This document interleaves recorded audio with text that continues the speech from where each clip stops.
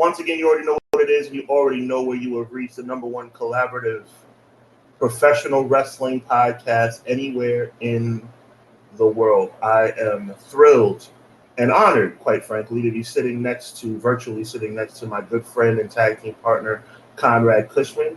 He is in the building representing everything pro wrestling. My name is Sean Hubbard, the swag-anointed one, and I am in the building representing Hubbard Wrestling Weekly.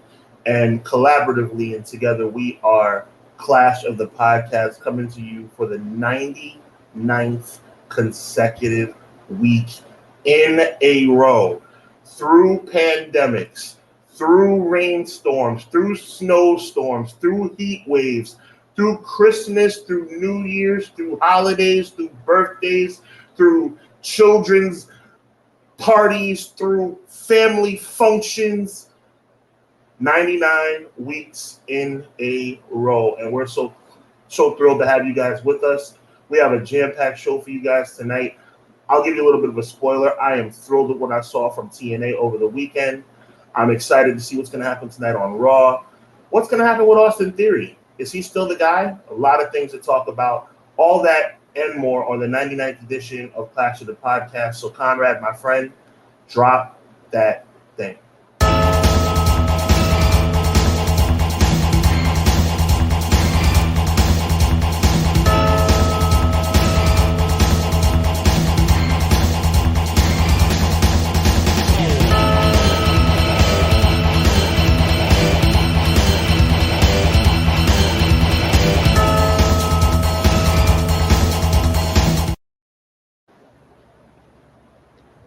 If you having podcast problems, I feel bad for you, son. I got 99 problems and this ain't one. Let's go.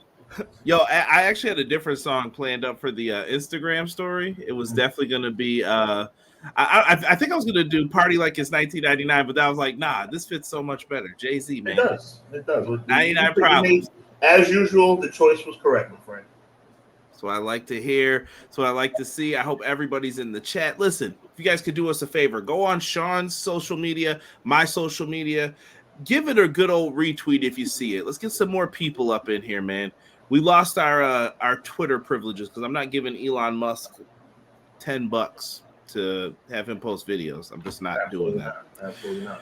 So let's do that. If you guys can, best way to support for free, like the video, subscribe to myself and to Sean's channel, which I'm about to have pop up in the chat. It's also in the description box if you guys ever forget as well. We've got a lot of good things happening though here on the podcast side of things. Let's get into our shout outs, man. I can't believe this one stayed up here. Rob was the first one in here. Have you seen this already? I have seen it, and I am not mad at him. He must have had a typo here. He said Triple H. That's not against the rules. That's not against the rules to say that out loud, Conrad. K and H are pretty close to each other on the keyboard. I'm assuming this is a typo. Up to his old tricks again. People like you. We're gonna have a good conversation about this today. We've danced around this a little bit, but Clown says, afternoon, everyone. Happy Monday. 99, the Wayne Gretzky of podcast. I'll take that. Lord have mercy. I'll take that. Thank you, man. He has been known as the GOAT of hockey. Clown. Oh, I got to give a big shout out to Clown and his wife, man. They went out and they got a Hubbard Wrestling Weekly GOAT t-shirt, God overall things. It was really, really nice. They posted it on social media. Big shout out to you, Clown, and your lovely wife. God bless you both. And I hope that she wears and you both enjoy that shirt in very good health. I am thrilled. I am absolutely thrilled. Thank you for the support. Anytime you guys buy merch, it doesn't put a lot of money in our pockets. I promise you. Mine's at the cheapest level, so you could get it, and I make like $2. But yeah, mine is like $2.50. Yep. Mm-hmm. Yeah, anytime you do that, though, it is greatly appreciated. Sean's got great merch, all on Threadless, man. Make sure you go. There's a plethora. There's our word of the day, folks. There you go. A plethora of great designs on there. I have a shop as well down in the description below if you guys want to check it out. all good stuff. T-Public for me, Threadless for Sean. So yeah, go in there, man. Show us some love, man. We appreciate it. Yes, Quilly. What up, Conrad and Sean in chat? It's your boy, Sir Quills, back again to enjoy my two favorite bros, CJ and Hub, for episode 99 of the best wrestling podcast today, Clash of the By God podcast. Thank you, since it's episode 99 and it's three greats on the mic right now, including myself, it's only right I give three great 99s. So we have Warren Sapp, Aaron Donald, and Wayne Gretzky edition of the Clash. All right, well, number one, Quilly, awesome. Number two, I'll be Aaron Donald today. I'll take that. That's fine. And you know what? I was a Tampa Bay Buccaneers fan. They're like my backup team. If the Bills ain't doing so hot, all right, come on, Tampa, get it together till they had Brady. Then I was like, I can't even do that. But Warren Sapp, my guy, Hall of Famer, love him. You know where he played? Yep. The U with another guy by the name of Dwayne. Anyway, that's his name. Cool says TNA Slammiversary 8 out of 10 show, mainly based on the last two matches. Speedball Mike Bailey is awesome, and the 6-way elimination match was crazy. All of the winners won their title matches, maybe.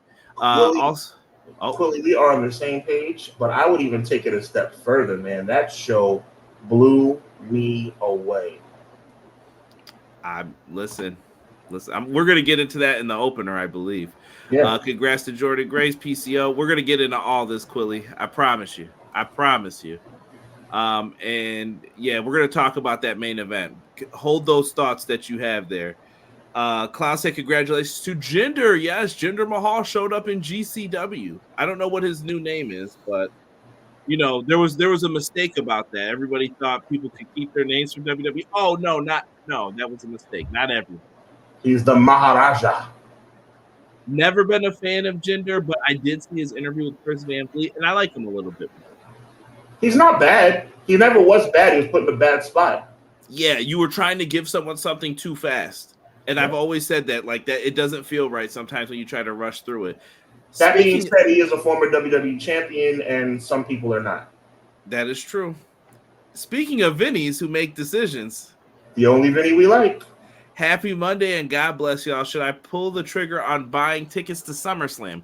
Underwhelming card on paper, but the Roman return pop could be an all-time moment / pop. Agreed. Look, I would go if I had an opportunity to go. I have a prior engagement that weekend, so I'm barely going to be able to get home to actually watch the show on pay-per-view. Underwhelming card.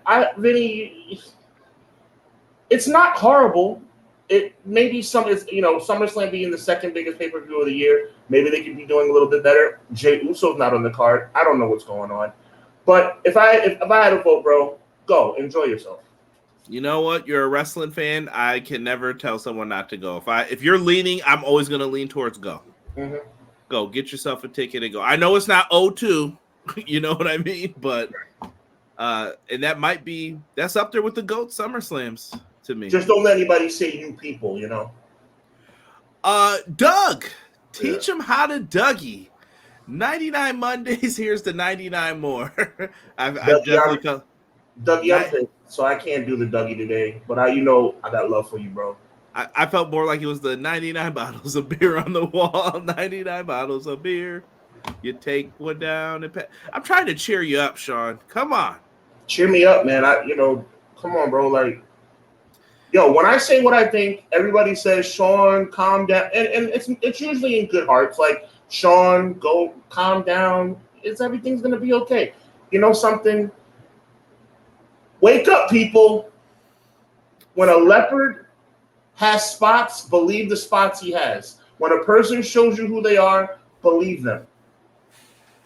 Listen, it makes me. I'm going to tell you guys the truth. I've never passed Sean. There comes a point when it's like it's ridiculous. I've never led Sean wrong. I told him how I felt about Jey Uso, and I've stayed on that level. Like, what has happened has happened. It's done. It's over with. Can they make up for it? Sure, they could. Do Wait, let me school you right quick, my brother. You don't think I'm talking about Jey Uso right now, do you? No, that topic I have prepared for us. I have okay. I actually have it on the docket, and when you're ready to bring it up, I'm gonna just go right down to him and I'll pull it up. It's your show, brother. We're here to rock and roll, but I got some things to say because I'm pissed. That's fine. McKinney says, "Yo, I'm here to talk wrestle with the Fire live chat and the prime time players. Millions of dollars. Clash of the podcast, and to let y'all know, make someone smile every day, but remember to scroll down to the bottom, brother. He corrected it. Where are you, Quilly? That's a little typo. Or McKinney, excuse me. Yeah, typo. Make someone smile every day, but remember, you're someone too. There we go. Apologies, brother. When you're trying to read through these in order. Yeah. M. Leezy Fo Sheezy. Good evening. Hello. Good evening. Hope everyone had a nice weekend. And let's start the week off with the two aces in our pro wrestling community. God bless you, M. Leezy. We appreciate you very much. Doug knew. He said, I want to see the Conrad and Sean do the millions of dollars. If I ever saw Sean, I'm sure we would end up doing it. Yo, most people always like Titus out that group. I always said that Darren Young was the star, in my opinion. I was They both were good. Titus had the bark and the size, but I always thought, I was like, nah, Darren Young's the guy. Yeah, that's what she said. Moving forward here, M. Leezy says, Ali and Speedball was nuts. My match of the night. I am going to second that. Ash by Elegance came to play last Saturday. Facts. BJ said, I hope Josh Alexander got delayed on all his tasks and plans he had this weekend because he delayed my guy Joe Hendry from being champ. I believe in Alexander. Joel says, evening, guys. What up, Joel? What up, Joel? XG Dub says, hey. What up, XG Dub? Appreciate you. I say Earl Hebner is redeemed. Hebner over Goldberg. First of all, Emily, Hebner over Goldberg, regardless. Let's say that. Let's say that from the start.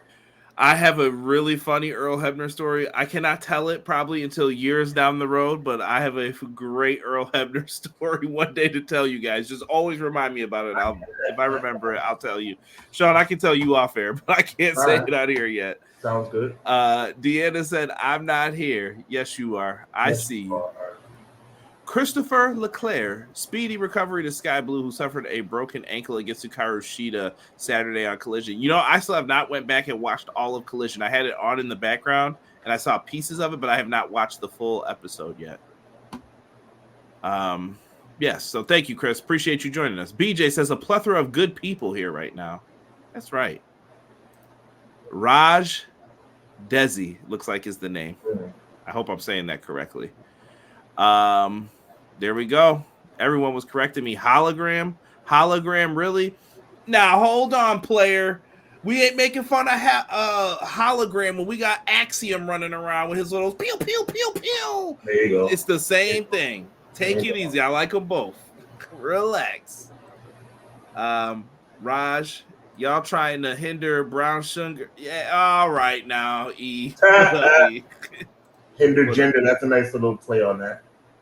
Guy Will Gamble said Europe was good, everybody. Blessed to see another Monday with two of the preeminent voices in wrestling podcasts. Thank you, Guy Will Gamble. God bless you, man. We appreciate you. Appreciate you. Rob says anyone that is going to SummerSlam, the Gargano family restaurant burned down over the weekend, and I'm sure they'll have something set up for you to support. So help out if you can. Appreciate that, Rob. Derek's in the house saying, yo, yo, yo. My guy, Hubbs. Derek. Derek. You see, he doesn't even say what's up to me. All right, Derek, I'm going to remember that. And I'm going to see you. You get in the Dusty Rhodes elbow when I see you. Don't even ask why. Don't even ask why did this happen to me. Axiom, I still call him A Kid. There's no hologram shaming in this chat. He was fire on Saturday. Yeah, facts. And well wishes to Sky Blue. Yes. Well wishes to Sky Blue. My future wife's boo, apparently. Hey. Oh, and here come Quill starting the hashtag trash dookie in the chat. That might be a shirt for someone soon here.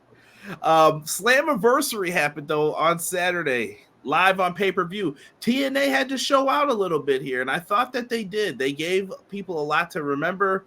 I watched on Triller. I believe Sean did as well. I thought it was a really good show. I had fun with this show. I am thrilled with what I saw. I am absolutely thrilled. I thought they did a tremendous job. Let's run through it. I got the countdown matches up here. We did have a 4-way knockouts match here with Tasha Steelz, Fabi Apache, Giselle Shaw, Zaya Brooks. I felt weird to see Giselle Shaw on like the pre-show, but yeah, this is what happens though when you have a stacked roster. When you want this much talent, sorry. Right. The ladies put on. You know what I'm saying? I always say that the pre-show matches are table setters.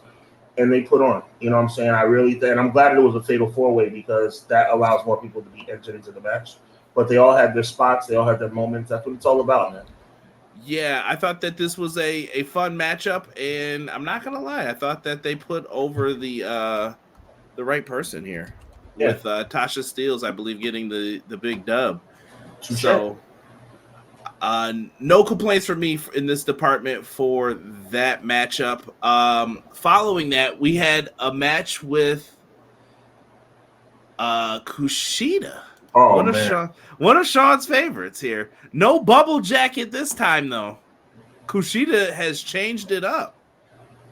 First of all, Rich Swann is one of my favorite guys, too. But you want to talk about being overshadowed? I have given Kushida so much crap over that stupid bubble jacket and this stupid skater dude persona that he's had. And dude came out on Saturday night looking like Hakushi. And I was absolutely thrilled. Absolutely thrilled. Thank you, professional wrestling bookers, for making changes where changes are needed, not shoving people down our throats that we don't like. TNA saw the stupid bubble jacket and the stupid skateboard and said, hey, this guy looks like an idiot.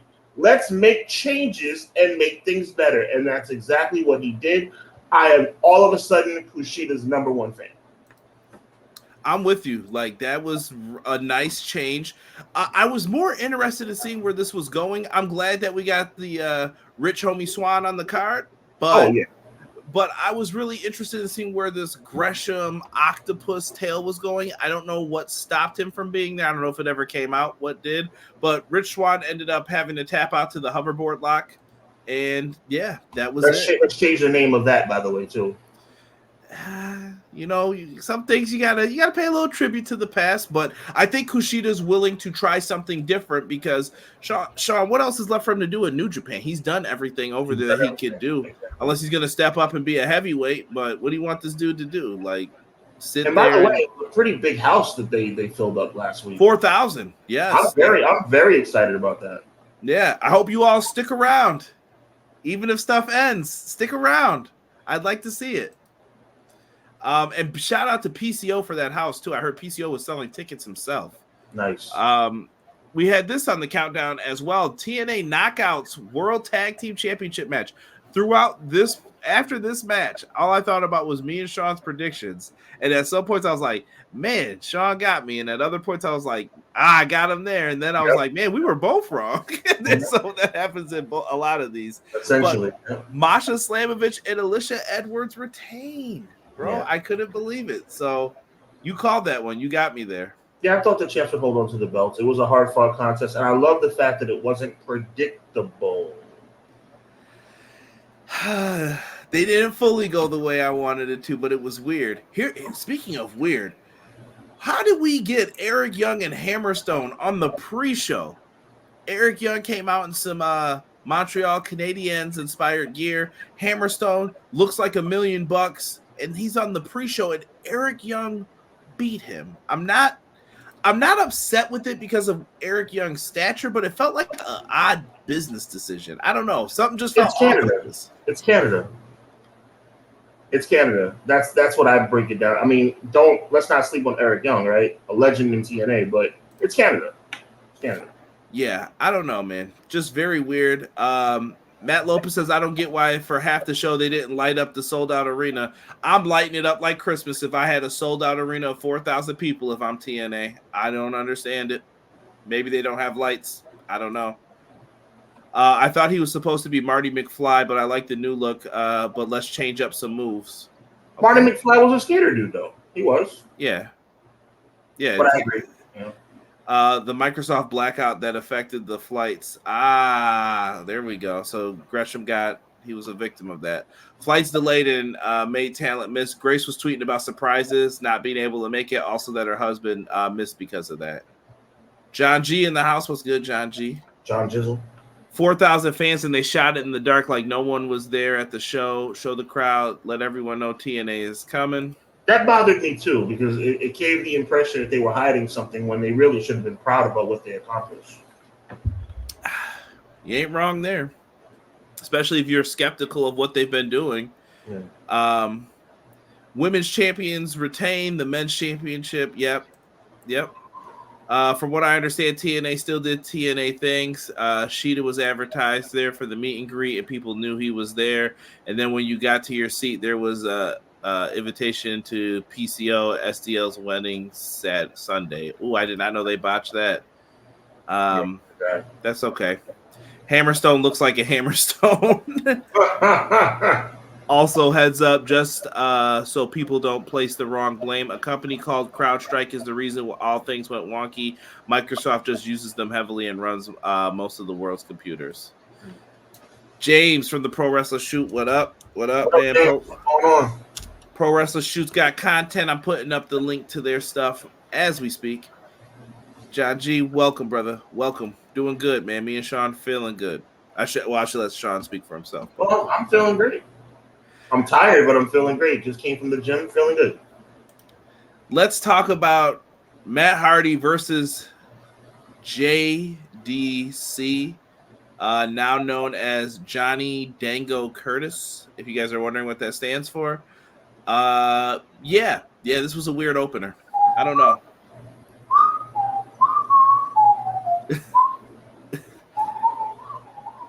I'll never forget. I was there when he won. I watched it, and it was crazy times. I don't know, man. I don't know what to say about this. Matt Hardy wins. That's all I got to say. Matt Hardy wins because Matt Hardy is the newcomer. He's back in TNA. You got to give him a victory. I mean, what does it say about JDC? I don't know, but I mean, I thought they got it right. Matt Hardy winning makes sense to me. I'm mad I saw this in the chat from Guy Will Gamble. Who? Ace, what up, Ace? Modding in the chat. He said Hammerstone should have won. Terrible booking in return. I forgot that was his return back after a while. JDC is straight up trash dookie. He's not good. I agree. He's not good in this current persona. How many twists of fate did he hit? I don't know. A couple. Fandango. Standard match solid, but the right man won. There you go. Yeah. Do you see the Hardys getting back to where they want to be? Of course. They're going to be World Tag Team Champions again. In TNA? Yeah. But I feel like they really want to have an end run either in... the E. Listen, here's facts of life, okay? Death, hopefully no time soon. Taxes, hopefully not too many. And Matt and Jeff Hardy winning tag team championships. Unless they make mistakes, which happen. Well, Jeff Hardy can make mistakes and be world champion, but other people can't, So. Hold on to that thought later, folks, because something's going to come up about that. Freaking hypocrites. TNA Slammiversary World Tag Team Championship match. The System versus ABC. I am a huge fan of both of the guys in ABC. I actually think they're better singles competitors. Like, to me, those are your two future main eventers right there. Right. They're right in front of you. But they keep them in a tag team for now, keeping them at bay. No pun intended. They get the win. They become your new TNA tag team champions. I've listed them as a top 5 tag team in the world. I think they got it right. I love the System. I love what they're doing. I hope that the System can continue to be dominant without gold over their shoulders. I am thrilled, though, that ABC are the new tag team champions once again. Love it. Love it. And yeah, I think it was the right call. That was the one where I felt like I had got you, where I was like, okay, ABC. I predicted that the system were going to lose all their titles this night. So Yeah. partially wrong, but ABC gets the win. I have fun You with that one. predicted the dismantling of the system. Yes. And I still think it might happen. It's just going to take a little bit more time. Yeah. Mike Santana versus Jake something.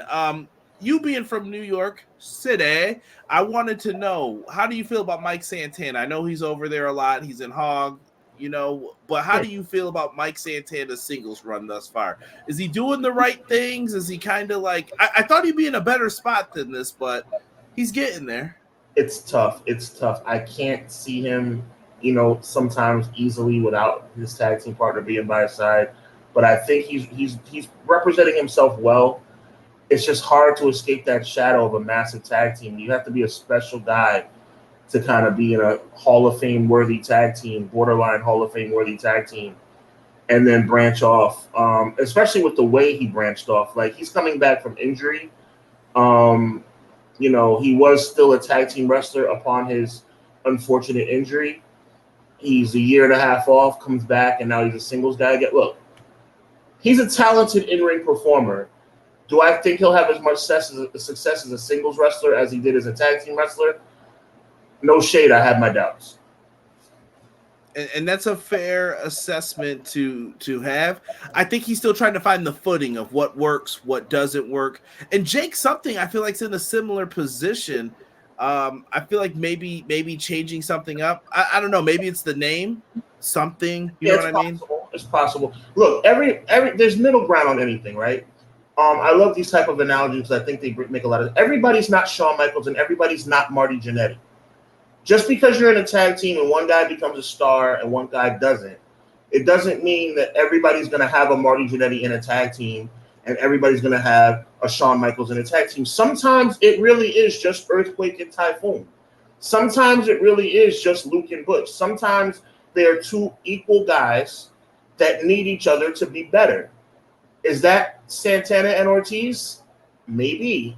I wish them both well, but they're a really, really good tag team. And LAX was amazing to me. And now they're on their own, specifically Santana on this occasion. It's tough, man. It's tough. But everybody is not Shawn Michaels and Marty Jannetty. There is some middle ground. Yeah, I agree with that. I think saying that someone's the Marty Jannetty, the tag team, is disrespectful to Marty Jannetty sometimes. Like, Marty Jannetty was freaking great. Well, that too, yeah. Yeah, go back and watch it. This wasn't some dude who was a bum. You know what I mean? Like, Marty Jannetty is an excellent pro wrestler. Well, just to be clear, because you brought that up, a very strong point. When I say, I know you weren't talking about me specifically, but no. Just to be clear about the Marty Jannetty analogy, Marty Jannetty was excellent, but Shawn Michaels was the one, right? So there's not always, when you have a tag team, there's not always, was Jacques Rougeau better than Raymond? I mean, was Raymond better than Jacques Rougeau? Not necessarily. I mean, this might be a perfect time to plug episode 100, but and what we're gonna do, I think next week, guys, we're jumping in and giving it to you now. Me and Sean talk. We're gonna probably make most of the episode about you guys. I want you to write down questions. If you're in the chat, you could just post them in the chat. If you want, I'll make a post if you prefer that, and you could leave them underneath the post for us. Maybe we'll do like Clash 100, hashtag Clash 100, and then we'll look up everything. Yes. But if you guys want, we could do something like that, and we'll gather up all the questions. We'll spit them out, answer them, and then maybe SummerSlam preview, I think, is next week as well. And then SummerSlam preview is next Thursday, yes. Yeah, and we'll talk about whatever you guys want to talk about right in here. It's next whatever. Monday at 6:05 is all about you guys. The whole show is about you guys. Yeah, complete celebration for 100 episodes. Maybe you want to ask us who we preferred in tag teams. I always feel like when I look at a tag team, I always try to see the guy who I'm like, okay, if I had to choose between these two, and I'm like, who could do something singles wise? Who is it? You know what I mean? So maybe you want to ask us to compare. I'll leave that for you guys for next week. But Sean, I thought you made some astute points there. Thank you. Here's what sold out the show, according to some people. NXT, TNA, little hodgepodge here, a little mixing and matching. The Rascals have reunited, and they go up against the No Quarter Catch crew. Thoughts, Sean? How could the Rascals possibly lose this match is my question, right? There's just no way the Rascals can come out after all the buzz they've gotten. Look, this is just me being fair, right? WWE did send somebody of value over to TNA. This is the first instance that I'm seeing right here. Them reuniting the Rascals, not just on NXT television, which is what I thought they would do because they're selfish over there, but lo and behold, they share the Rascals in a pay-per-view six-man tag reunited in TNA. That's what partnership is supposed to be all about. So I will give WWE a smidge of credit for doing the right thing amongst all the other ridiculous things they've done. But the Rascals, three outstanding athletes. I think they're World Tag Team Championship material. I hope the crossover continues with those guys. I think they're the future of the business. And, you know something, let's also acknowledge the elephant in the room. There was some controversy that split up the tag team in NXT to begin with, right? Let's just hope that whatever the alleged incident was, you can look that up on your own. Let's just hope that they've come full circle because they are definitely good as a team. And I'm glad to see them back together. Would you say better as a team, or I think Wesley? Well, Wesley's dramatically improved. Yeah, to me, he proved that he can hold his own. Right. But how do you think Wesley feels now? Like, okay, I'm back with these guys, or every return to a tag team is not necessarily a demotion. Always remember that too, bro. Every return to a tag team is not a demotion. I think it leaves the wonder, though. Like, what if Wesley stayed by himself? Could he have done it alone? Could he have been big time? He's already been successful. He's already been the NXT North American champion. So, we've seen a moderate amount of success. But the problem is that, okay, well, Wesley's been doing well. So does that mean the Radicals have to, the Rascals have to die? No. A reunion's always a good thing. You can be World Tag Team Champions and be single stars at the same time.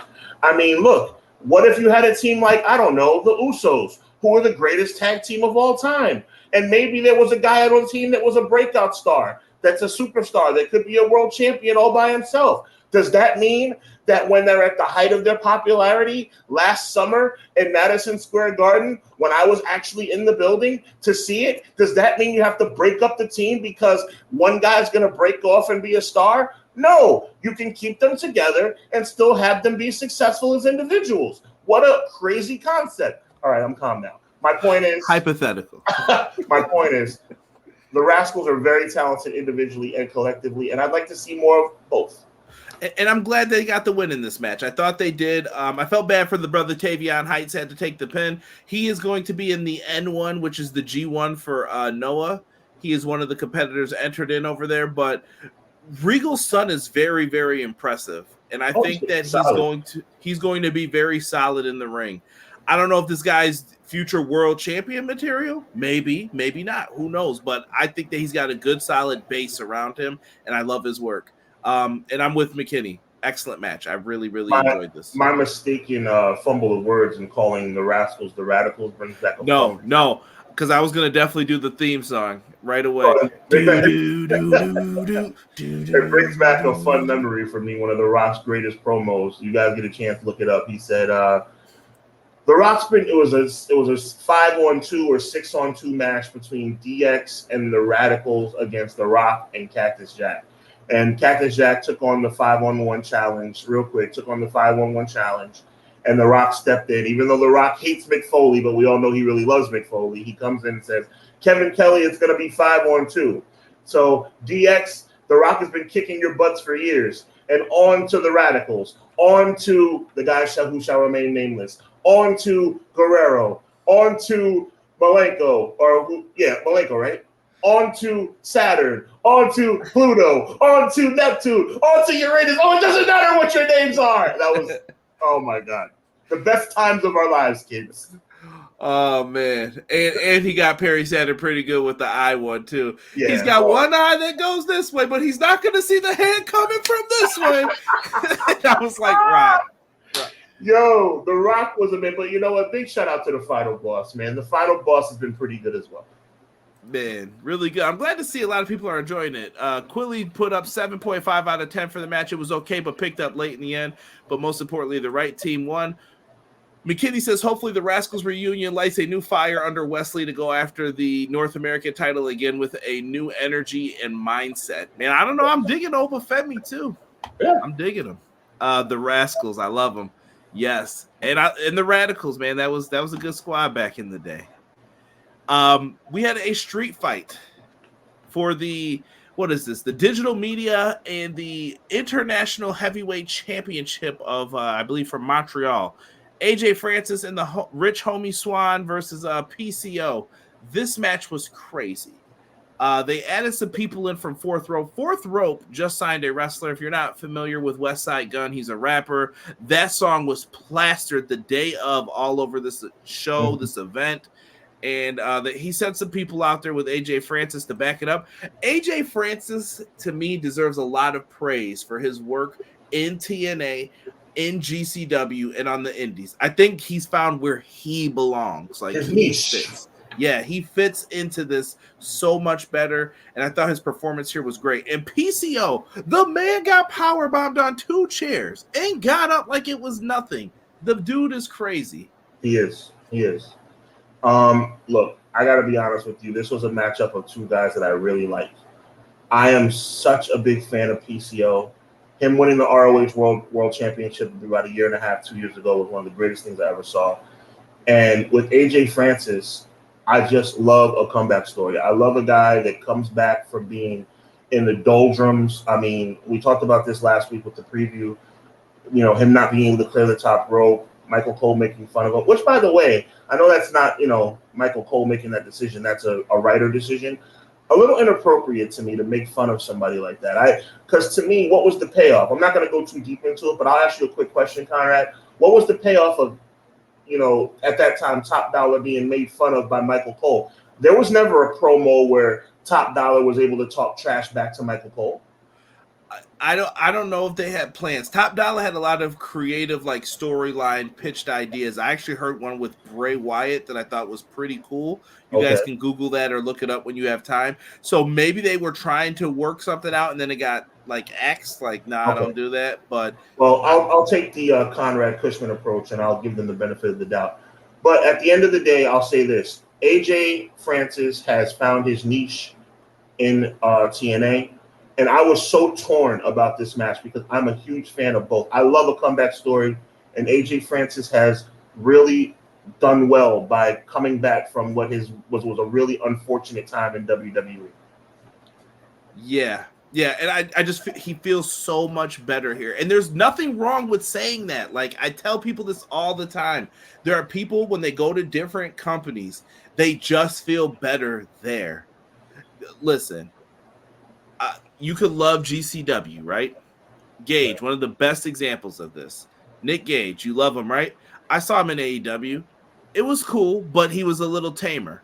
Right. But in GCW, he fits. Like, that's just him. That's where he eats. Like, I don't think it would work. If he went to WWE, it's just going to be him, and he's going to be wrestling. He's going to be doing the Sabu, you know what I mean? Like the ECW guys. It just doesn't feel right. So, yeah. Let him rock, man. Ray Thompson in the building. Appreciate you, Ray. Happy Monday. Ray. Hope everyone has a great weekend. Little late, hectic day at work, LOL. Well, I hope it gets better listening to us, brother. We're just talking a little TNA. Yeah. Quill said 8 out of 10 for AJ Francis and PCO. I love it. AJ Francis had the performance of the night, in my opinion. Straight up entertaining. Love it, Rob. Amen. AJ Francis is the guy that doesn't need the machine behind him because his promos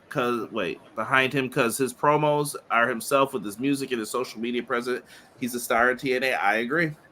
Facts. There's a reason New Jack was never signed by WWE. It wouldn't have worked. Yeah. Glad he's getting better. Maybe I should reevaluate. Yeah. Doug, shout out to you, Doug, for taking the chance to kind of just take a step back and think about it. I respect that. No, fans don't get enough credit for that. And I like on our shows, we at least admit we're wrong. You get people who will double down on some stupidity sometimes. I'm like, dude, they got it. Speaking of people who impressed again, I heard a lot of bad talk by Ash by Elegance. I thought she did a good job here going up against Jordan Grace for the Knockouts World Championship. Jordan Grace gets the win here, and rightfully so. But I want people to give the former Dana Brooke her props. I thought she did excellent in this match, much better than what she's been doing in the previous weeks. Jordan Grace, this is kind of a sad match, though. Like, because I know Jordan's gone by January. It's over. You guys have 5 months. Mm-hmm. Get your countdown on because she's leaving. Yeah. And going to NXT. Yeah. Not the main roster, NXT. Yeah, unless something happens and they need her right away. But Jordan Grace is going to WWE. That's what I'll leave it at that for now. And I don't know. This used to be the best women's division, in my opinion, and I just feel like it's like slipping away from them, right in front of them. And I'm like, I hope that we can put something nice together. I think Giselle Shaw, Tasha Steelz, and all of them can be there to pick up, but I think we should be trying to build them up even more now. But like I said, they got a couple months, so right. Gotta see what they do. But you're right. I've heard and read the rumors as well. It's what it is. We talked about it last week. We'll see what happens when Jordan goes there and it's time to go. Match of the night for me, X Division Championship. Mustafa Ali has been fan-freaking-tastic in this role against Speedball Mike Bailey. Mike Bailey's wife was out there, the Veda Scott, if you are familiar with Ring of Honor and her commentary on the Indies. She is a special one. And like I said, Ali pulled out all the stops in this one. So many false finishes, things being done, ref bump. I know Quills has got something to say about that, but that sharpshooter that you saw Earl come out, I don't know if people felt like, I feel like sometimes it could be argued like it's a bankrupt idea in Montreal to do. Right. Oh, let's talk about Brett and Sean again. Here we go. But Earl came out there and I liked what they did. I did too. Look, I will be honest with you though. And this probably will be an unpopular opinion. I thought Speedball put on, I thought Ali put on, but I think the wrong guy won. I know a lot of people will be surprised at that. I think Ali should have been like the forever X Division champion. We both predicted Ali, didn't we? Yeah. I mean, I'm not saying it's going to turn out to be a bad thing. Speedball might end up being a great champion, and he earned it. But, sometimes you have lightning in a bottle, man. And to me, Ali losing the title just felt a little bit hollow, in my opinion. He does have a match advertised coming up, though, for the next tapings. I don't know if you saw who it was against, but I don't have blonde hair that's frizzy, but he already was advertising a match, so I don't know if they're like, nah, we're moving you up, kid. But not. I mean, we'll find out what happened in the main event in a few minutes, but I don't think it's going to happen right now. I mean, like the match is going to happen, but I don't think anything life-changing is going to happen. Or do you? Oh, really? Well, I don't know. I want to talk about that. I want to talk about that because there's some interesting ideas here. Mike from The Rock says, hey, fellas, what up, Mike? Appreciate you, man. What up, Mike? Deanna said, I still don't like Ash. I know the TNA OGs are not feeling it. AEW is getting good, Mike says. I love hearing that. Jordan Grace, Ash by Elegance, 7 out of 10. Standard match. Look good as usual. Okay. Underdog staying strong. Ali and Mike Speedball Bailey was match of the night. It was awesome. Montreal Screwjob 2.0 almost happened. I want to know if Earl took that money and then he made this man lose. That's a crime. I think it's unfortunate to sit up here and have a gentleman's agreement and then just stop, change your mind on the whim. Earl is still the heel, folks. He is still the heel in this. Shout out to Earl Hebner, man. He wasn't moving too well, but it was nice to see him. Yeah, you can see that the age is set in on Earl, but still a legend. Probably the most famous official of our lifetime. Yeah, I think so. There were 2 of them, dude. There were 2 of them out there, man. Plastic surgery. What a joke. The $1 Million Man paid for this, man. The original screw job. By the way, I'm done with that guy, by the way. I was done before, but I'm done now. Done. All of our heroes just going down in flames. I'll still reference bad things by them. And shout out to whoever runs the Iron Sheik Twitter account. Y'all can figure that out for yourselves. Speedball will be a good X Division champ. Speedball got this because Speedball should be in the main event picture, in my opinion. Something happened here to where they kind of just left Speedball where he was and then pushed him back down. I like the spot with Trent Seven too, where he was one of the what is it called, the Riot Squad wearers that were with Ali. Very well done to get the pop. Yo, TNA did its thing on Saturday night. Real talk. Yeah, absolutely. Who's booking it? Tommy Dreamer and Delirious, right? I heard Tommy Dreamer. I wasn't sure who else, but you just put me on. Yeah, Delirious from Ring of Honor as well. So Ash is close, is too close of a gimmick to Tony Storm, and that it's weird. That character should have been changed ASAP. Dave and Earl are legends. Yes, 9 out of 10, easily match of the night, was outstanding, twisted turns. I can't believe Quill said this with a ref bump. I respect it. The right man won. Congrats, Speedball.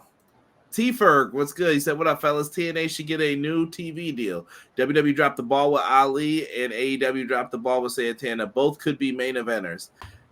I'm not going to reach too quick with the Santana. I believe half of it. Yeah, I won't say that with Santana. I think Santana and Ortiz, listen, there were a lot of missed strike opportunities. I want people to know this. If you don't know, I'm going to spoil something in AEW's past. They were supposed to be the second ever AEW tag champions. People don't know that. Hangman and Kenny were a backup plan. Right. They couldn't go because of some unfortunate circumstances. They said, forget it. And I was told there was a second time where they were going to win the titles and something happened again. So sometimes that's just how it crumbles, unfortunately. I mean, no excuses. They should have been tag champs, but I don't know. Speedball finally getting a run. Ali losing was a good call, especially with the election trail going on right now. Ali has something to gripe about on his comeback trail to reclaim his title. Okay. And someone said, love classic WWF. Yo, by the way, this election is starting to come across like a storyline, man. You know, our president has to step down. All of a sudden, you hear glass breaking. Here comes Stone Cold Kamala Harris. I am staying out of this. Well, I'm not. I know you didn't say anything. Yeah, it's comical at this point. I don't know what else to say. Like Biden steps down as like, but before I go, I'd like to announce the new CEO.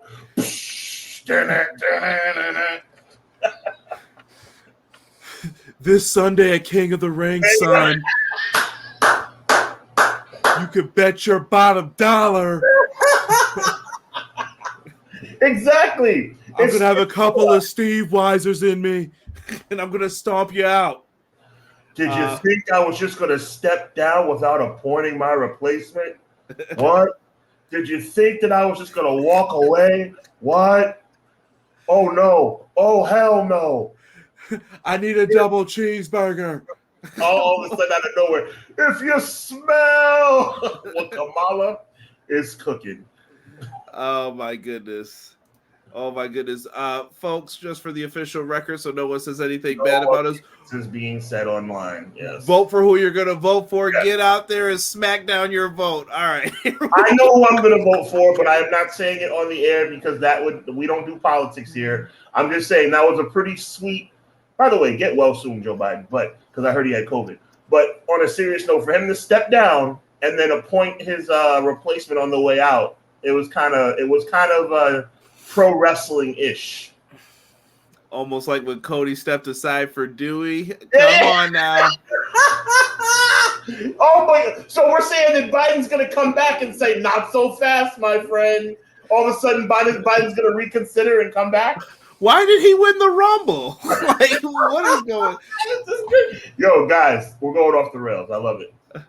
You guys are bugging. If you want me to come to question, give me a hell yeah. Oh, hell yeah.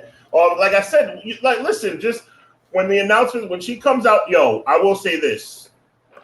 That next debate, when she takes Biden's place, is going to be epic because she seems like a firecracker.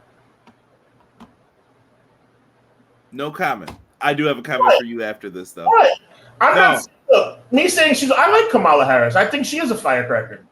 She was a lawyer, though, wasn't she? Yeah, she's a Oh lawyer. yeah, she's gonna be ready then. That's what I'm saying. Yeah, that's what I'm saying. It's gonna be a debate for that. I believe, to give you guys some a heads up, the next presidential debate, we should all keep ourselves informed.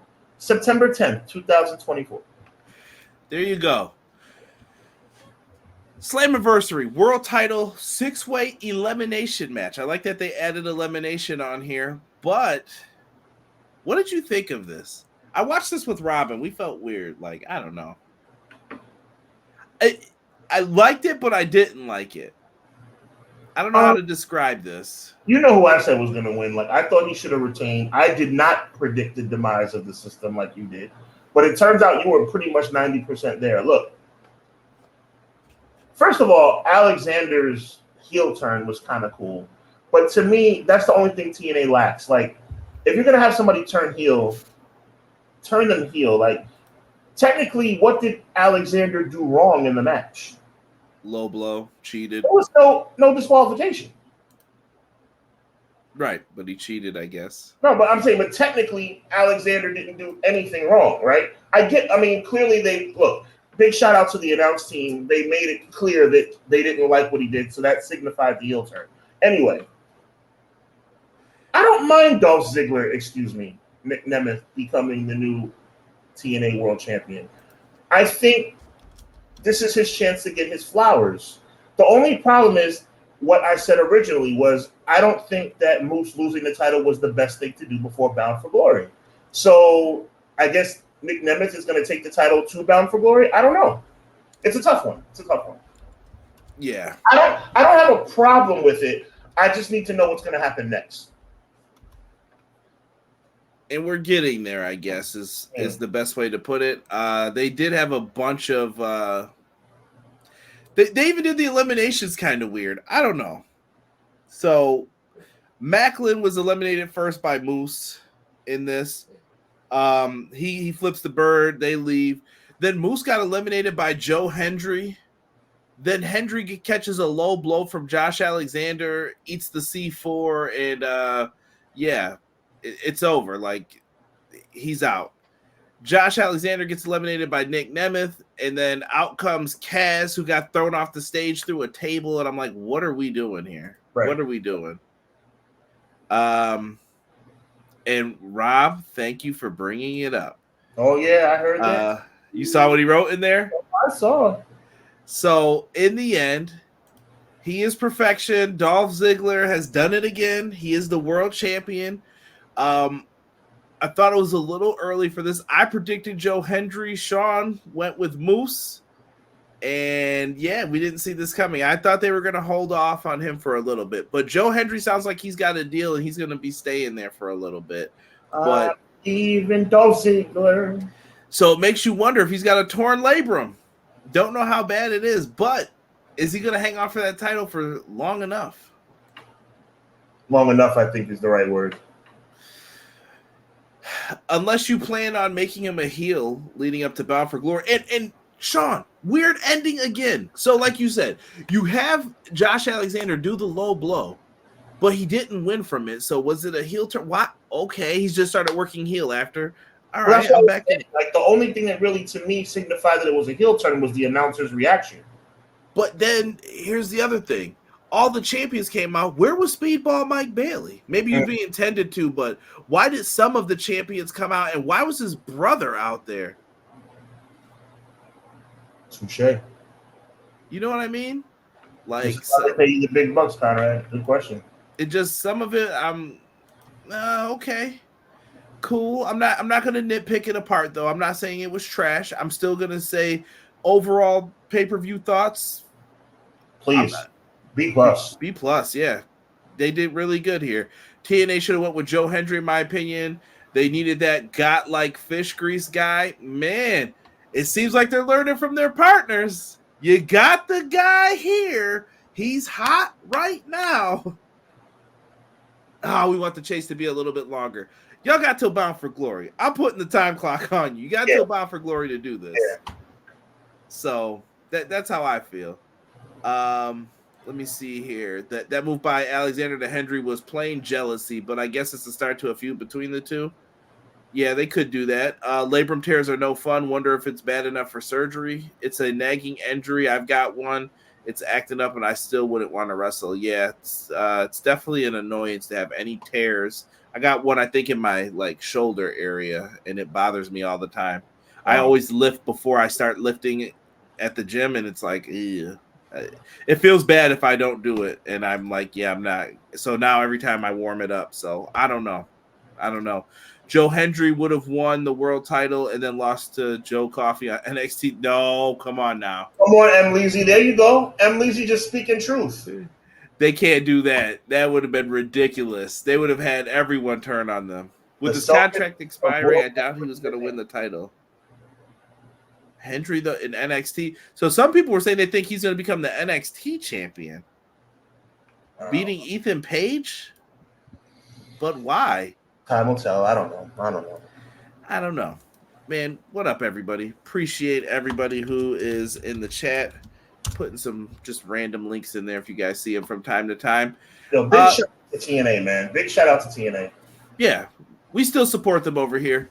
Keep doing your thing, man. Love what you're doing. Keep that NXT integration. Get something for it. I'm calling it right now. I'm going to make a prediction. TNA Hall of Fame for Bound for Glory. AJ Styles. As it should. And I think he might have a match on the card. Against who, I don't know. Maybe Josh Alexander. Maybe that's why they did that, but that's who I would have put him against. Whoever's the hot guy who doesn't have the championship. Whoever people are feeling. NXT Bound for Glory.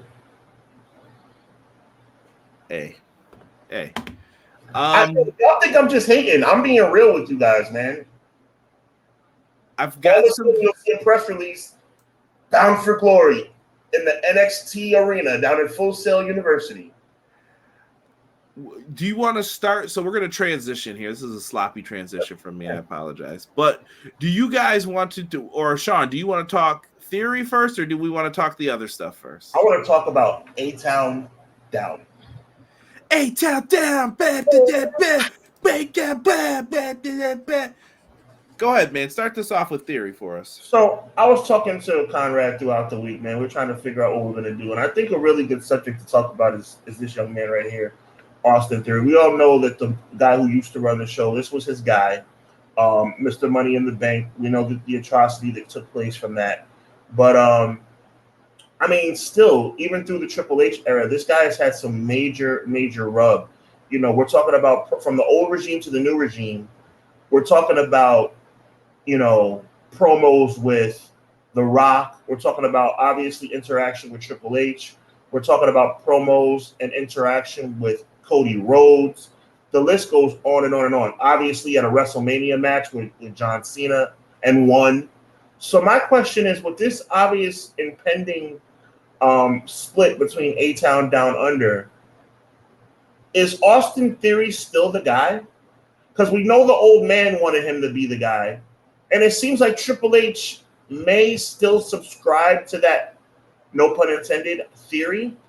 But I don't know. It's a question mark. I'm really interested to see what's going to happen with Theory moving forward, because there's a chance that he could be the guy, but there's a little bit of wind taken out of his sails. But we know the tag team's about to break up, you know, and we know that tag team breakups usually lead to one guy getting big and the other guy maybe drifting off. I'm not a big fan of Waller. I'm not a big fan of his, but I see potential in Theory, especially as a potential babyface. But you know, what do you think, man? I don't know. I felt that he had the Money in the Bank, and then they transitioned like very awkwardly. Mm-hmm. I've hated you. You split the tag team titles. Let me put myself on screen for you. Split the tag team titles to only have the team that you gave it to get ready to break up, and the other team was Miz and R-Truth. I'm saying that with as much respect as I can to the generation in my 20s when we watched these guys.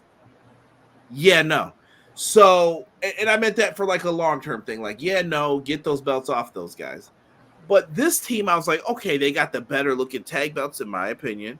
Oh, SmackDown, they got something going here, and I'm like, dude, why are we breaking this team up already?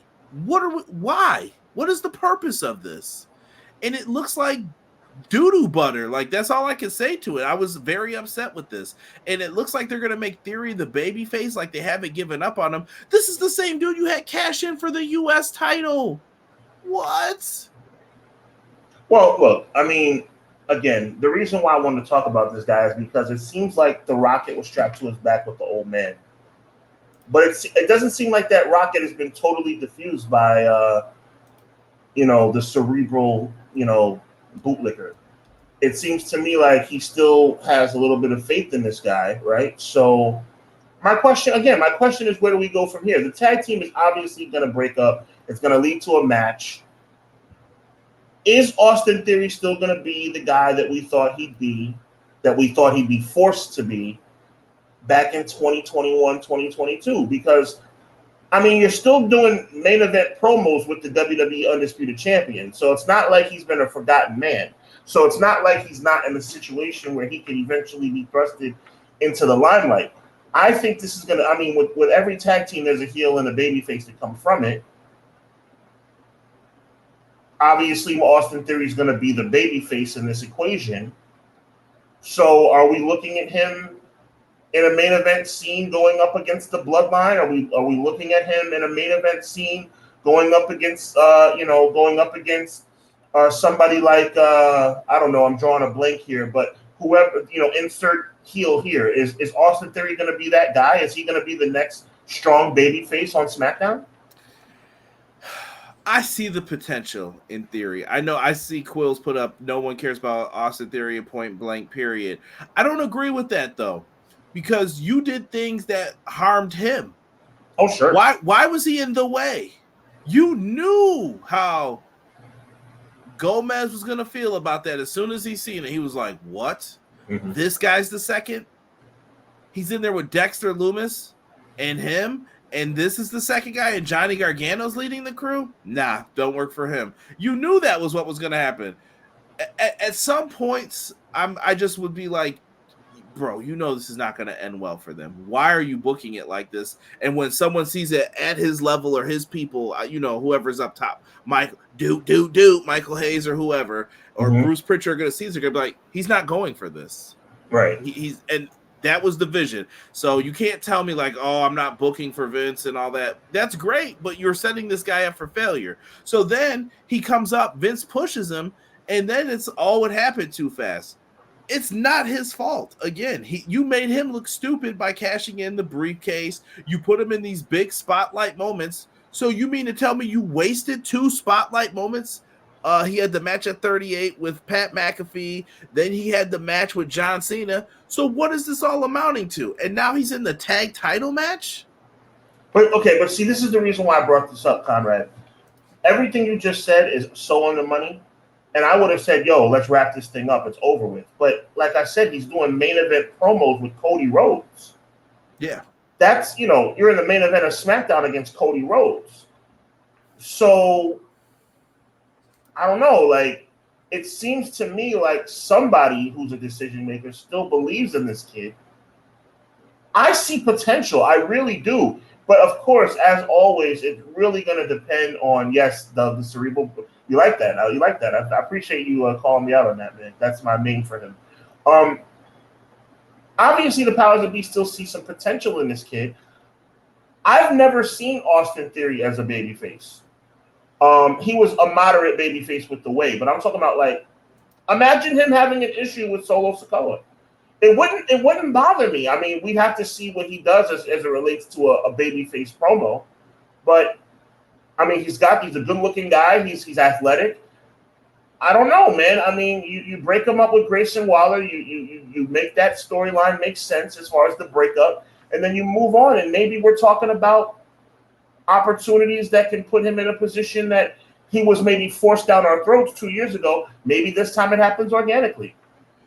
I want to also remind people, too, that they did multiple breakup angles with a lot of these tag teams. The people who won the tag titles recently, they're not absolved from this. On Raw, they teased breaking up DIY after they lost again.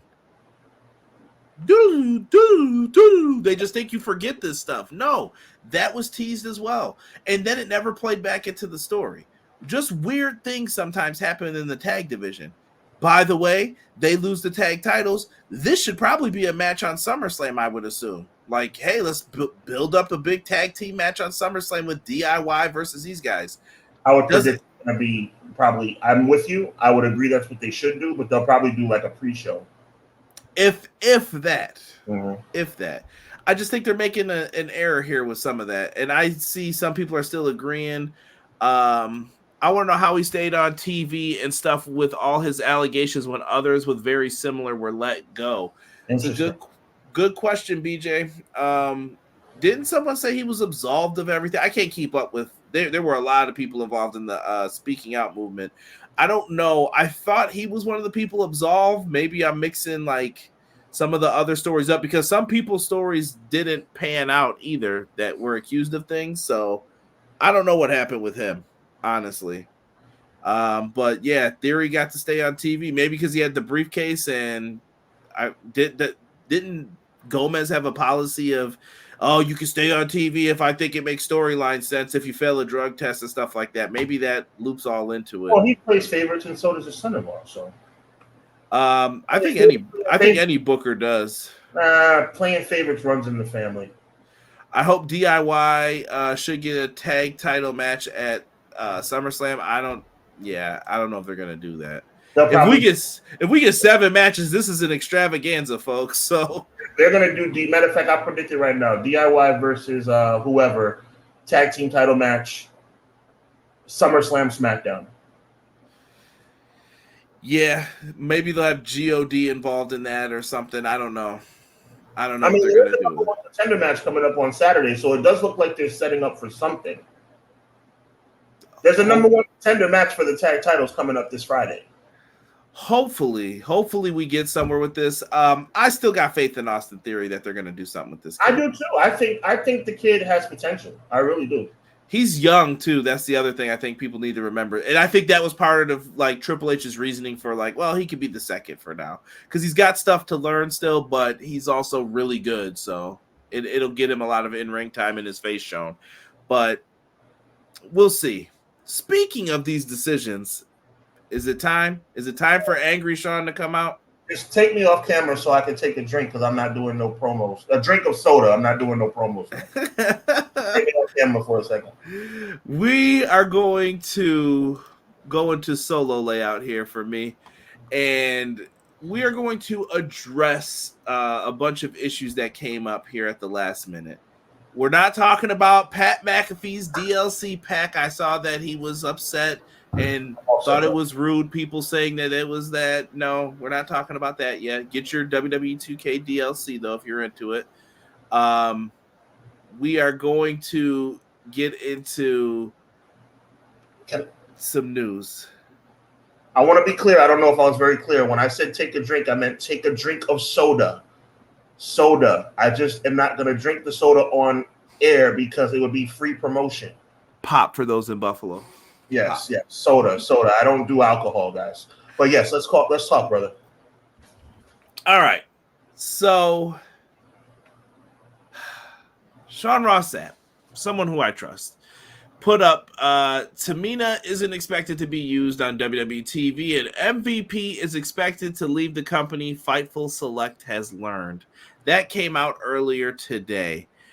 What on earth are we talking about? There were a lot of news and rumors about Tamina's been moved off of the roster page is what everyone uses for like AEW and WWE. In AEW, that seems to be like the truthful kind of like, hey, if you follow this and if they're moved from here, you're probably gone. But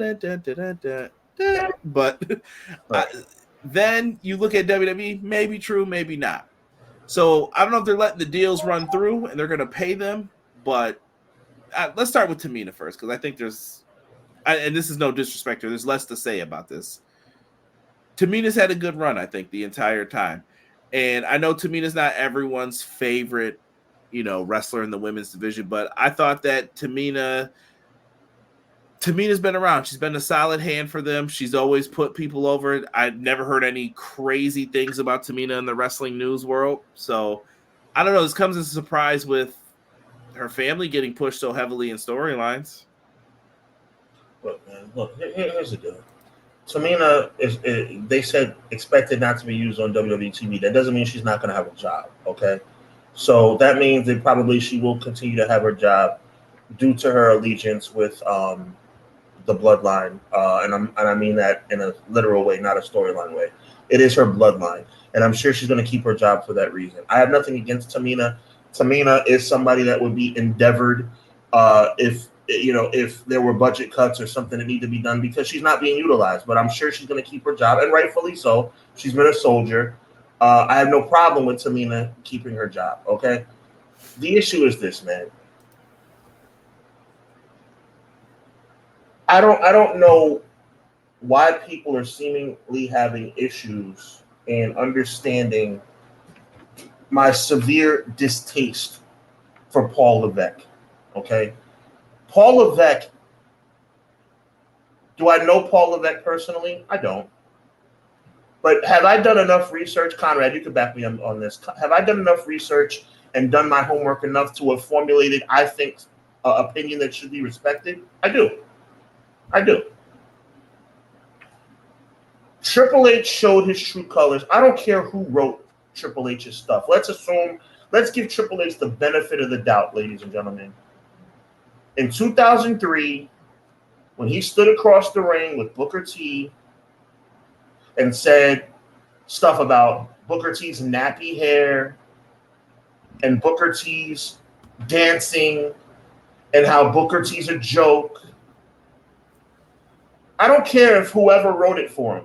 If it had been me, and by the way, by that time, Triple H had some stroke. If somebody wrote that for Triple H could have said, I feel a little uncomfortable saying that. Let's go a different route. But you know what? Triple H leaned into that promo. He leaned into that promo. And if he had leaned into that promo and it led to Booker T winning the World Heavyweight Championship at WrestleMania 19, as passe or as uncomfortable as it would have been, at least it would have been a payoff. But what Triple H does whatever the hell Triple H wants to do, and then Triple H somehow finds himself on top no matter what. So what you do, Triple H, is you sleep with the boss's daughter and then marry her.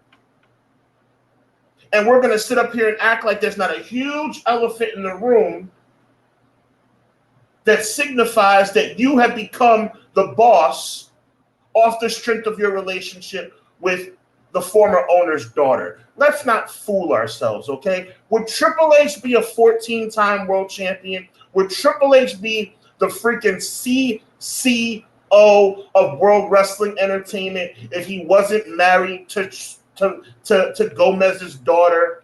The answer is no. So this same guy who slept his way to the top, let's call a spade, because you know what? It's not just women who do that. See, we're going to be fair on this show. We're not going to just talk about how women sometimes can use their manipulation to get to themselves to a higher level in corporate America. Oh, men do it too. And that's exactly what Paul Levesque did. So let's get that out of the way first. Now what we're going to do is we're going to fast forward to now this guy having the pencil, the book of the most dominant professional wrestling organization in the world. And we're going to look at Triple H's track record as a wrestler. And then we're going to look at Triple H's resume as a booker. Because you know something? I remember this same guy burying Rob Van Dam, burying Kane, burying Booker T, burying guys day and week and month and year after year, holding the World Heavyweight Championship forever and didn't even win the damn thing in a match. So now, 20 years later, he's in charge of the entire show. And then you have people like me who say, why is it that Jey Uso hasn't become a world champion or at least some kind of singles champion when he's the most popular wrestler in the entire company? But everybody says, Sean, you're just being a fan. Take it easy. Take it easy, Sean. Right? But then you hear stories about what we heard today. And this is what we need to take a look at and be really, really solid in our minds about the formulated opinions that we come up with.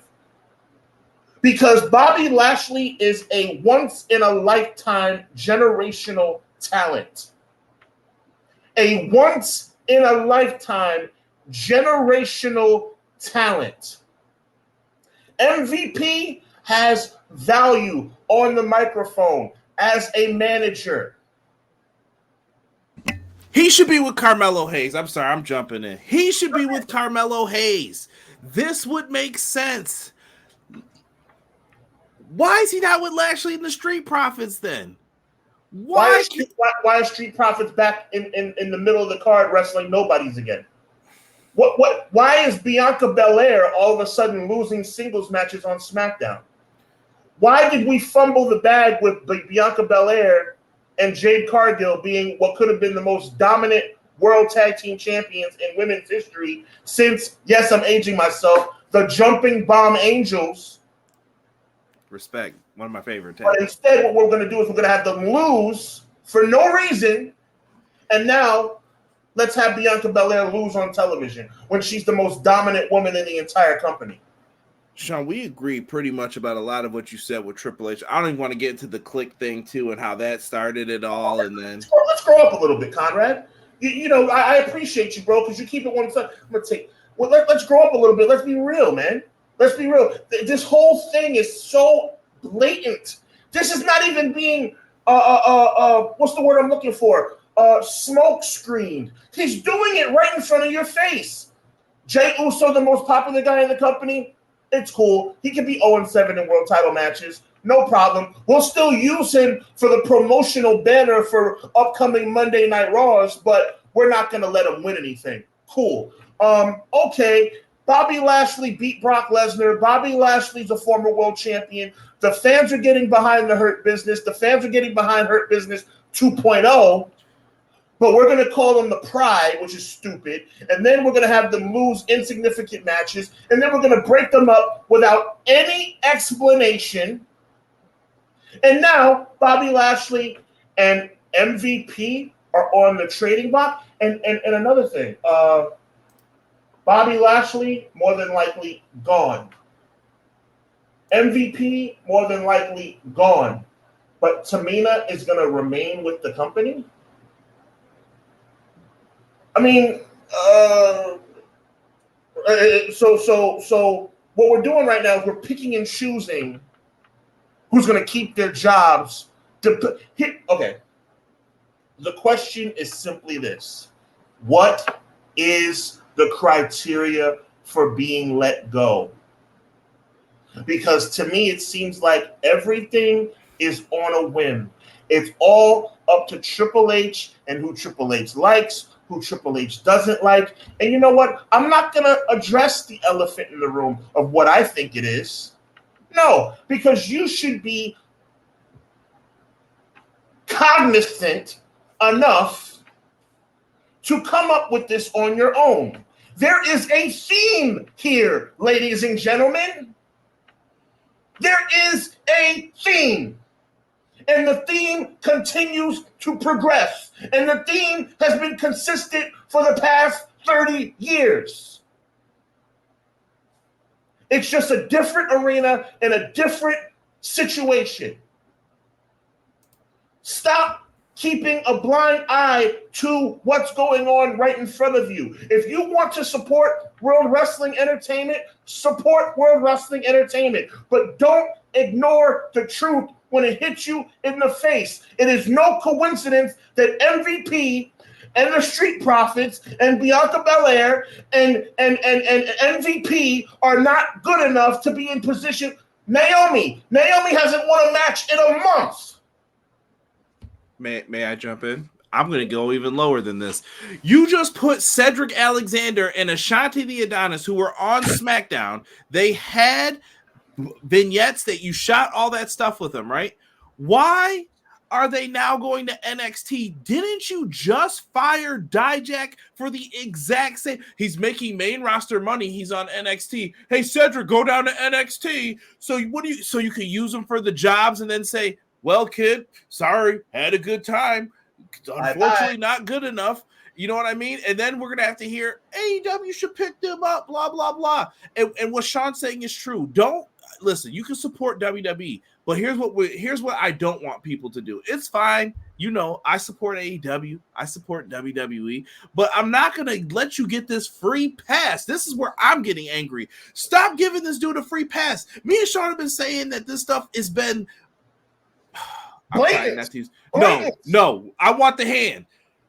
We are here. Right. You give me here. Right. We're not going to start praising this like, oh my gosh. Oh no, you did something good. You made Raw tolerable. It should have been tolerable.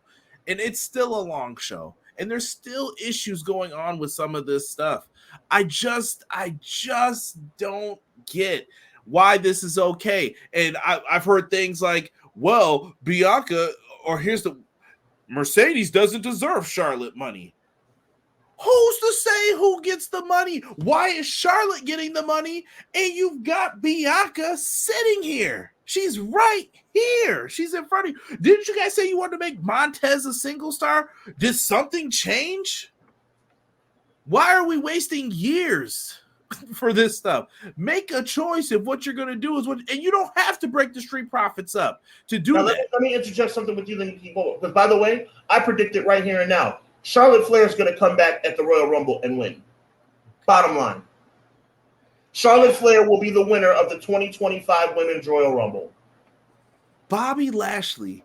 And listen, I'm not Mr. Bobby Lashley. I'll be the first one to tell you.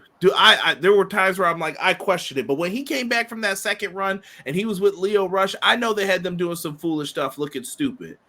But Lashley deserved to be the world champion when he did.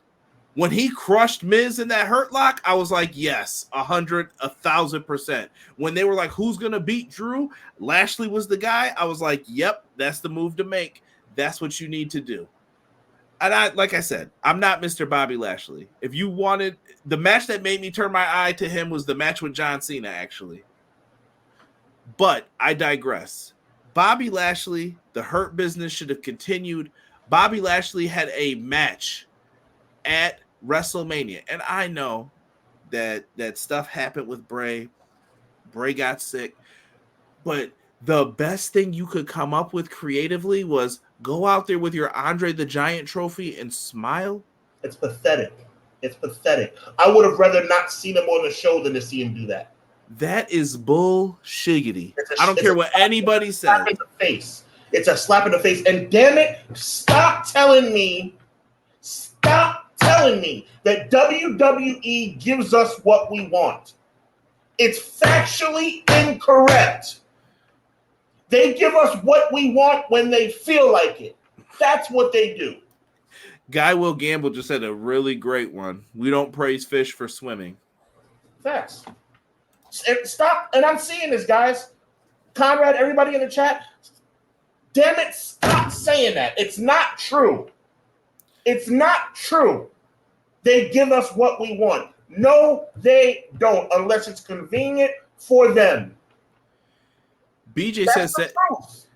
BJ brings up a good point here too. Cedric was going to be done after the Cruiserweight Classic. Was that contract moment planned, or was it due to response only? He did come out and offer him a contract. That's why I don't watch like I used to. Mike says I'm allowed to say wrestling. Yeah, it's full of it throughout the history of it. WWE booking content is boring. Listen, I want y'all to know for years they've gotten away with it. Now, the Triple H one was probably one of the last blatant, right-in-your-face ones, but they did it with Danielson and Kingston. Here's the thing. I think Danielson's crafty enough to realize that, okay, or they realize, let's change up how we're going to say this. Say he's a B-plus player like you were, but then we're going to say people like you don't beat people like me. Oh no, I meant B-plus player. But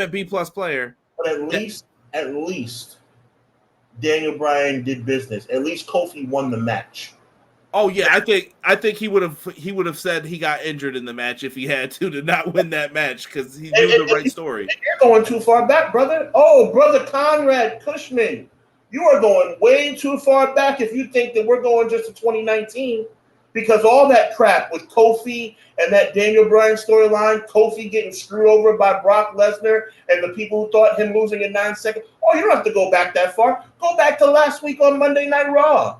Oh, what are you talking about? I don't know. Why does Zelina Vega have to pull out Vaseline and put it on her face to prepare for a match? You know why, ladies and gentlemen? Because that's an old stereotype that people of color pull out Vaseline and wipe it on their face and have extra sneakers in the car and wrap up their hair and do what they have to do to prepare for a fight. It's an old, ridiculous, outdated, hypocritical stereotype. Do your research, do your homework. That's what that was. Last week, 7 days ago on Monday Night Raw, Zelina Vega pulling out a thing of Vaseline and putting it on her face in preparation for a match.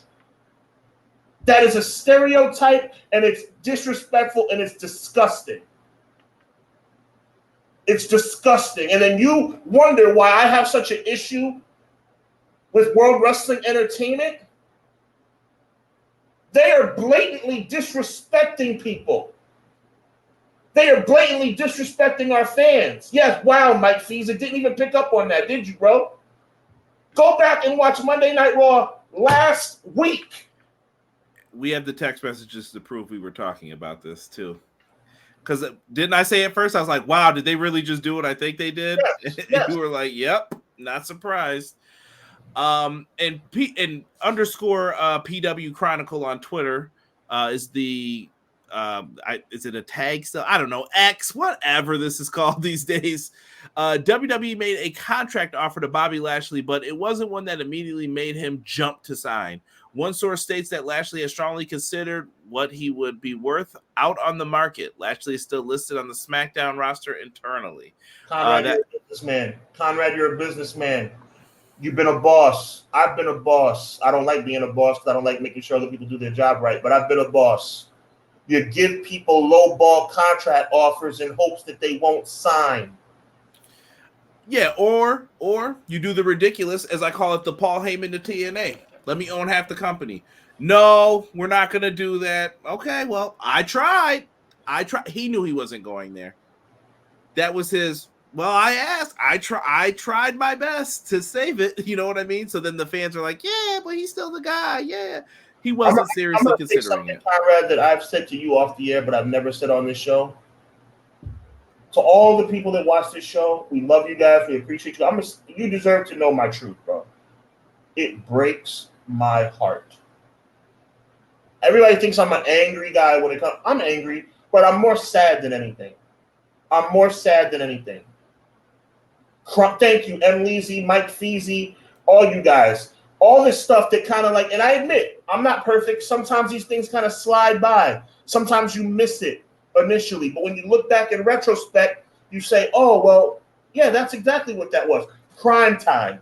How much more? God rest Shad Gaspard's soul. God rest his soul. He fed his family. I'm not mad at him, okay? But Crime Time, a walking, talking, living, breathing stereotype. Vince McMahon actually used the N-word on national TV.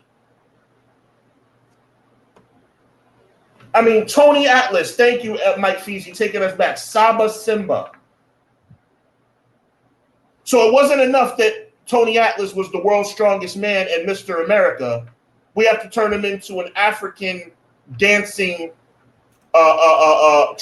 tribal warrior. That's what we have to do to Saba. We have to change Tony Atlas into a tribal warrior, the guy who revolutionized black wrestling in the tag team titles with Rocky Johnson. That's what we have to do. This has been going on forever. Forever. This is what pisses me off, guys. I'm not just the angry black guy that's throwing shade at WWE. I love WWE. But some things are just wrong, Conrad. There's some things that are just wrong. And sometimes it's getting to the point now, it's not even being hidden very well. I'm going to say it again. Zelina Vega pulls out a jar of Vaseline in the ring digs her hand into the Vaseline and puts it on her face. That is Gina and Martin from the 1990s when Gina pulled up to fight Martin's teacher at the elementary school. That is a walking, talking stereotype, guys. That's all it is. And then you wonder why I say, yo, why is it that Jey Uso's not a black man, he's a man of color. But you know what? Roman Reigns, you might say, well, Roman Reigns has been the longest champion of all. Roman Reigns is undeniable. You take Roman Reigns off the top spot, you're going to be looked at like a complete dummy. Triple H is not even that dumb. Roman Reigns is the man. You don't have a choice but to have Roman Reigns be your champion when Roman Reigns is hitting on all cylinders. But you know what? You can nitpick Jey Uso. Oh, yeah, you can nitpick him. You know what? Maybe he's not quite ready. Maybe he's not quite ready. Let's just try and push. Let's just roll it. And then what you do is you strategically, Conrad, like you predicted a long time ago, my brother, what you're going to do is you're going to say, you know what? Well, we have a natural out, guys. This is what we have. We have a natural out. See, we're not going to give Jey Uso what he deserves. But you know what we got? We got the bloodline. So what we're going to do is we're going to have a natural excuse made up and ready for why Jey Uso's not World Heavyweight Champion, because he has to rejoin the bloodline. And listen, as much as we talk about some of these other people, there have been fumbles with Chad Gable. Sami Zayn, he knows what the future holds for him. He's dropping the Intercontinental Championship very soon, and he's going to be right in the same position as Jay. And he probably feels we don't deserve this. We helped carry this too. Conrad, you ready for this? Big shout out to Mike Fiesel again. Big shout out to Mike Fiesel. Shout out to Mike M. Leasy, but also shout out to Quilly for this one. Too Cold Scorpio was one of the finest professional wrestling athletes of all time. I'm saying it again. From a strictly athletic standpoint, Too Cold Scorpio and his moveset is Mount Rushmore worthy. You hear me? They had him come to WWE and be a pimp.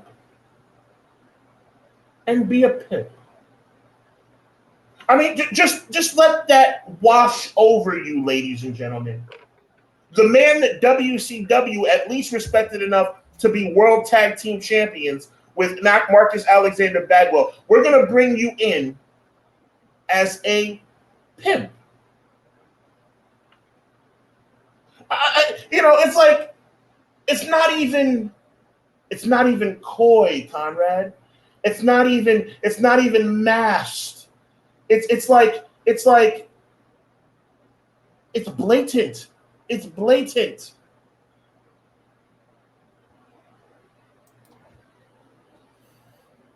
Yeah. No bueno from me. I just hope that this stuff is called out a little bit more than it is. I saw a lot of people doing the stand up for them for this, but I ain't with it, man. And I get it. They're untalented. How many times are you going to tell me someone's untalented before I have to say, come on, dude, who is that? And if I hear one more time, because I get it a lot. I get it a lot. If I hear one more time, Conrad, look at me. Look at me, Conrad. If I hear one more time from somebody that Jey Uso doesn't have a good enough moveset to be world champion, I'm going to punch somebody in the face. 2 words. Hulk Hogan. 2 words. John Cena. You know what? I'll give you 3 words or 4 words, excuse me. And this is going to blow people's mind. But I want you to think about it, and I want you to really internalize it. You want to talk about world champions without crazy movesets? How about Stone Cold Steve Austin? Oh, Sean didn't just go there. Yes, I did. Give me Stone Cold Steve Austin's moveset in WWE. I dare you. I dare you to give me Stone Cold Steve Austin's moveset. That doesn't mean that I'm saying they didn't deserve to be world champion. They deserve to be world champion. So you're telling me because Jey Uso is all super kicks and frog splashes that he doesn't deserve to be world champion when he's outselling everybody in merchandise and is the most popular guy in the industry? It's bullcrap. And I wanted to say something else, but I'm not going to abandon my religion and my character to say what I really want to say. But don't get me started, brother. Do not get me started. Oh, you want? Oh, yeah. This is Clash of the Podcast, and we're not. And sometimes even my partner Conrad has to say, "Sean, you got to chill." I notice you're not shutting me down today, brother. I notice you're not shutting me down today. I'm not saying a word because we've been saying it for a while. That's all I'll say. I'll leave it at that. It's been said for a while. Peep the booking. Been saying it since they go to Clash of the Podcast episode 1 and follow along, folks. Follow along. Moving forward with what we've got here. Let's talk a little Dynamite. You know, because we're gonna talk wrestling. We're gonna get back to wrestling fans, and well, I mean, I really didn't like this too much because insert X, Y, and Z. Listen, y'all made the dude on Cage Match so fed up with y'all that he has changed the rules like 3 times in like a year about there. If I see you say anything about the other company, you're out of here. If you say anything about this company on this post, you're out of here. Right. Bro, we have matches like this on TV. Will Ospreay and MJF. Tony Khan knew they were going to be in Alabama, but it's not sold out. There's no one in the building.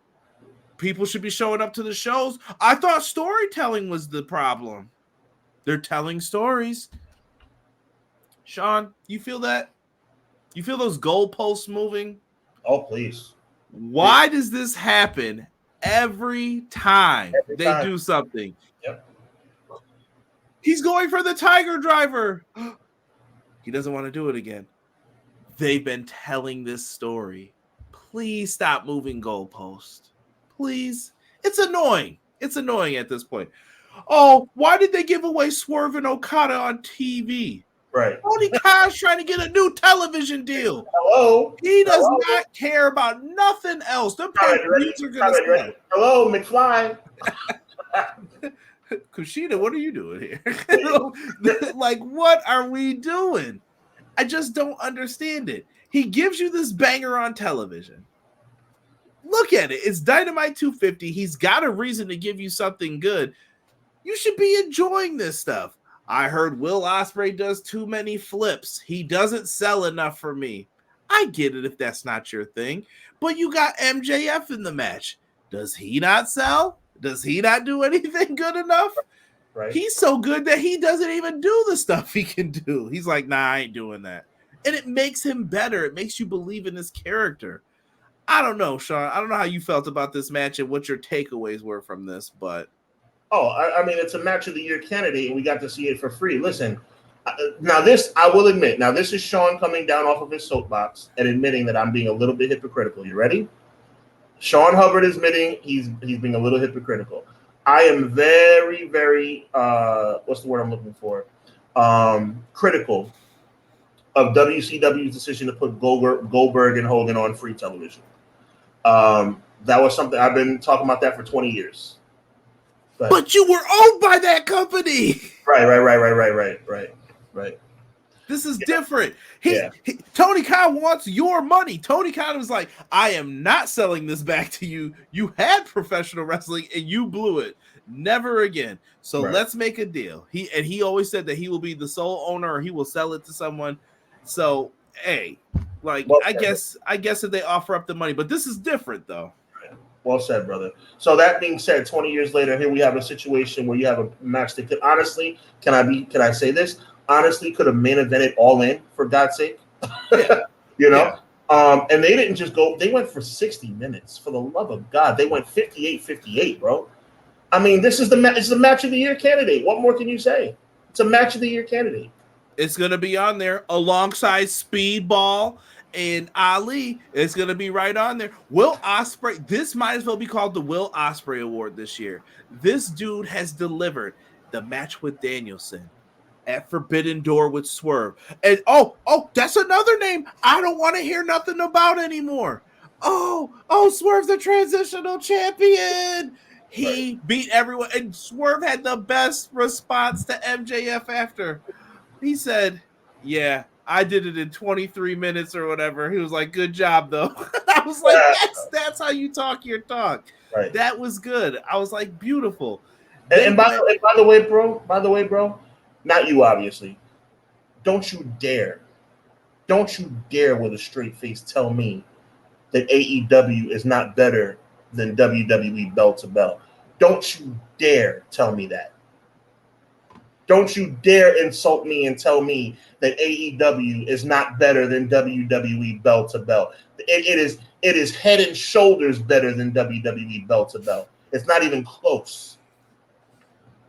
Sean, I'm going to ask you an armchair booking question now. Sure. Now that we know MJF walks away with the championship, I love how they did it because I thought they were going Broadway because every time we've seen it, Danielson and Hangman, Broadway. Kenny Omega and Danielson, Broadway. They've done this a couple times. This time, they got me. 58-58. It was the intern's birthday, and all I kept hearing were people like, dude, are they doing this whole? They're doing this whole match still. It's been on for the whole first hour. You guys have been watching it. I'm like, yeah, but this is fantastic. It's awesome. Right. And then people were like, yeah, it's going to end in a draw, though. The time's going to run out. And as soon as you saw the 10, 9, he popped him with that ring, fell on him, 1, 2, and then everyone was like 3, and they were like, oh, they messed up the spot. And they were like, no, it wasn't a mess up. Nope. They had you in the palm, and they said, gotcha. 58-58 was the plan, bro. Yeah. Actually, I think they wanted it once. They might have been off 1 second, but they didn't care. Okay. It doesn't matter, though. The timing is impeccable. I don't care what anyone says. That was so well done. I loved it. That's coming from me. Me and Derek gave this a great thumbs up. You know, and that's another thing. Chat, let me know if you agree with what I'm about to say. Can you tell me what organization is trying to give you a better product, at least from an effort standpoint? Who gives more effort, AEW or WWE? This is not me hating, bro. Who's giving you more effort? Sean, did people not ask for video packages? Check. Like, just go down the list of what has happened. You want more storylines? I got you. Check. Oh, it's not enough with Britt Baker and Mercedes Moné. They got 6 freaking weeks. Calm down. Didn't she just attack her from the crowd with a mask on? No, she actually just chased. They haven't touched yet. It was just a chase. And then security came in between them on the runaround. Well, she mushed her. Yeah, that was it. Okay, they've only gotten into shoving. There hasn't been punches, I should say. All right, cool. But my point is storyline 101. Mariah May came out. She crushed her promo, I thought, this week. Mm-hmm. She did her job. She looked like Toni Storm. And I had to explain to people, what's this about? Oh, it's a storyline based on an old movie from back. I think I heard of that movie. There was a bunch of older people around. Yeah, I think I've heard of that movie before. And I'm like, that's what this whole thing is based upon. Yes, and they've done subtle little things to pay tributes to it. Don't tell me we don't have this. M. Leezy, Matt Lopez just said it. We got War Games on TV this week. That's what me and Derek are going to be reviewing at 10:10 Eastern Standard Time on Everything Pro Wrestling. Pro Wrestling Channel, that's right. Dude, we're getting a pay-per-view show this week. The whole second hour is just going to be the Blood and Guts match. I don't want to misproperly name it. By the way, yes, make sure you tune in 10:10 right here Wednesday night with Conrad and Derek. By the way, the secondary matchup of last week's AEW after MJF and Will Ospreay put on for 58 minutes and 58 seconds, your secondary match, I don't know, how about the AEW World Champion Swerve Strickland versus freaking Okada? Don't you dare tell me WWE has a better product than AEW. Don't you freaking dare. Oh, but they make Okada a joke. He hasn't lost a match, and he's getting to be a joke with the people who run the company. Look, I'm not Mr. Young Bucks. Y'all know that. My hatred is a biased hatred for a reason. You ruined my boy being in the company I wanted him in. I'll save that argument for another time, and that was foolishness. And I think that's why a lot of people don't like AEW. I know massive amounts of people who don't watch because of that. McKinney says, here's my problem with this match? What can Ospreay and MJF do in another match to top this? Is this the match? Is this the matchup, though, that people are going to be expecting to get? Ospreay versus Ricochet at All In? Watch 100. You could be right.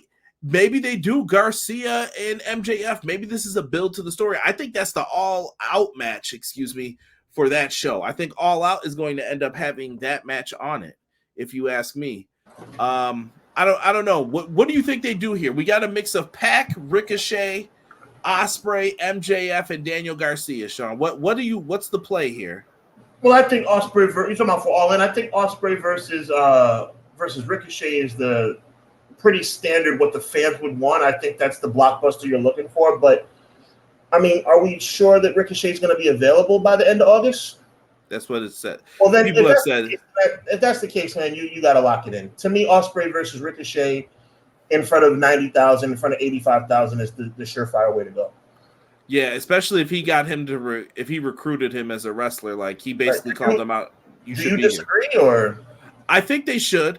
My question is that what do you do with MJF though? Is his MJF's the international? Excuse me. Here we see how I messed it up, bro. See how I messed it up. Is he the international champion? No, you're correct. All right, thank you, bro. So he's the international champion. You just have to set up a title defense. That's all. With Pac, do you go with Pac? Do you give the match to Ricochet with him? Do you go with Garcia? Because some people are like, I don't see Garcia as the star, but I'm like, there's a story here though. If you do this right, you could make that I think they're pushing Daniel Garcia up. This is the Eddie Guerrero moment. Like, dude, I think you're ready. We put you in enough main events. I'm gonna do this. Are you ready? Yep. The only reservation I have is that this is their WrestleMania. We're talking about All In specifically, right? Well, yes. Did you hear the last thing I said before you disappeared? I think that you do that match at All Out. I think Garcia makes his return and says, MJF, I'm going to beat you at the pay-per-view in 2 weeks at All Out. In that case, I agree, 100%. Yeah, but I don't know how Pac – do you go Pac Ricochet maybe? Maybe you hold off on the Ospreay match? Or do you say, you know what, give it to him now? I'm the person that believes that you put all your chips to the middle of the table if you want this to be your biggest show. Don't forget what I said to you a year ago tonight. I said that MJF versus Adam Cole was not enough, and it turned out. I mean, I think I was right. Hindsight being 2020. I'll say this: looking back at it, I still think it's a great show. I'm standing on that. But I think that if you're going to ask yourself any question about this, you need to ask yourself, is this show better than the first show? So far, yes. How it's been booked and how it's been built up, yes. Here's the problem, my brother. The same problem I had a year ago today. You're calling this the biggest show of all time. When you put yourself out there, let me tell you, here's a better way to put it. If AEW didn't say this was going to be the biggest show of all time, I would have had no problem with MJF versus Adam Cole. I would not have. But moving now to the present day, MJF has to have a significant title defense on this show. I don't think, forgive me, Conrad, forgive me, chat, I don't think Pac is good enough in this spot, per se. I don't think him versus one-on-one MJF for the international belt is box office. Am I wrong? If I'm wrong, I admit I'm wrong. I don't see it. I don't feel it. I think Pac could be a main eventer. I think what has hurt Pac is the start stops, whether it was he's injured. He broke his nose. Oh, he's stuck in Europe. You know what I mean? Right. Pac needs to be placed into that spot, and you use him like that. Like when he first beat Kenny Omega, I remember it was in the crucifix. He locks him in the brutalizer. Kenny went down. Kenny loses. I was like, what? That's the finish? You could build Pac up into doing this. I'll tell you what I think they should do. BJ said Pac has called his shot for Wembley. You could hold off on Ricochet and have him debut there as well. I think what you have to do, is you have to have a multiple person match as it relates to the international belt. Because I don't think you have the star power as it relates to that particular belt. I don't think, let's just go down the line. I don't think Garcia is enough. I don't think Pac is enough. I don't think Darby Allin, just throw another name out there. MJF needs to be, now look, I would say this, and I don't think it's a possibility. This is just a pipe dream. If Adam Cole was healthy, them doing a rematch for the international belt at All In this year would be awesome. But I don't think he's healthy. No, I think he's set back a little bit more too. So and I think that we're not getting a blow off to that storyline. That's why they turned MJF heel. They're like, he's going to be hurt for too long. This Undisputed Kingdom thing can't keep going. We're going to have to figure out how to move this in. That's why the focus is going to be on Ring of Honor, and we didn't even get to talk about Ring of Honor. But I said all that to say this, bro. I'm leaning on you for this one. I really don't know what the right decision is. I think what I will say, I think they got the two main events right so far. I think they're on the right track. But as far as MJF and the international belt specifically, I don't know. This is the unpredictability, though, I think that sometimes people are looking for. Like you bring it up about unpredictability. I don't know what's going to happen with this either. But you know what? My eyes are glued to the TV. Here you go. I'm watching. What are you going to do? By the way, in late breaking news today, I don't know if you guys saw this, but TNT is going to match Amazon's $1.8 billion. That's a B. NBA media package bid. Now the NBA must decide which network to move forward with. If maybe Charles Barkley announces retirement too soon. No, I think Sir Charles might come back for if the Ducats are right. Well, he said he's done. My point is, he said he's done regardless. But anyway, this is a big story because I didn't think TNT was even going to try. Here we are. Yeah. What happens to AEW's deal? Remember, some people have said they've agreed in principle. What about this? Are the NBA done? And they're like, we're just going to go to Amazon anyway. This helps AEW's ad revenue as well, though. So there's a lot to consider here. That's all I'm saying. I don't mind them going to Amazon because I have a year of Amazon Prime locked in, so I'm good. Listen, they're going to be where they're going to be. The games are going to be where the games are going to be. Yeah. Listen, we're going to take you guys out. I'm going to give you a quick Raw preview for tonight. You guys have a 6-person tag match. You got Xavier Woods, Otis, and Tozawa get ready to take on the Final Testament tonight. That should be a banger. That should be a lot of fun for you guys. We also have another matchup here. I think it's going to be Sonya Deville versus Lyra Valkyria. Why is Lyra Valkyria teamed up with those two losers? By the way, CM Punk is going to be on Raw tonight. The ratings skyrocket. CM Punk. What's he going to say? What's he going to do? I don't know. I'm kicking this to Sean. I'll put up the rest of your comments. Sean, get us out of here, brother. At least CM Punk is watchable. Look, the bottom line is this, man. We're Clash of the Podcast. Our opinions are controversial, but you know what we say? We're real, man. This is Conrad, and this is Sean, and this is just us being us, man. So we're not here to badmouth anyone. We're just calling out wrestling for what it is. AEW has its flaws. AEW has its good qualities. WWE has its flaws. WWE has its good qualities. All I'm saying is don't tell me you're giving us what we want when you're not, because we're not idiots. But one thing that's not idiotic are you guys. You guys are great. We appreciate you in the chat. We appreciate all your interaction.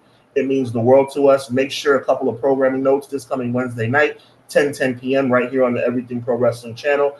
It will be Conrad. It will be my guy, Derek, doing their awesome AEW Dynamite review. Make sure you look out for that. Next Monday night, it is fan viewer appreciation show. As you guys, it's all going to be about you guys. Make sure you get your questions ready. Send it to us in the DM. Send it to us in the tweet. Send it to us any way and anyhow you can, because next week is all about you guys. EPW, Hubbard Wrestling Weekly present Clash of the Podcast 100. It's going to be amazing. We're so thankful for that. God is good. He sustained us for a long time and hopefully many more years to come.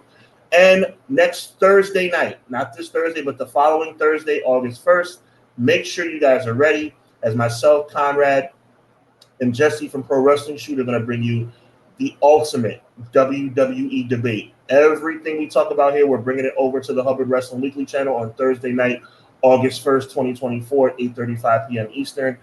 The Jey Uso controversy, the Sami Zayn controversy, the Bobby Lashley controversy, Triple H is a booker, the former booker, all the things that are happening in WWE, we're going to be debating it. A little bit of a spoiler, Conrad and Sean are kind of over here. Jesse's kind of over there, but we're all going to have a good time. And it's going to be heated, but it's all going to be in good fun as we talk about the current state of WWE. So on behalf of my friend, my brother, Conrad Cushman, my name is Sean Hubbard. He's EPW, I'm HWW, and we are Clash of the By God podcast. God bless. Be encouraged. Evil never prevails. Until next time, peace.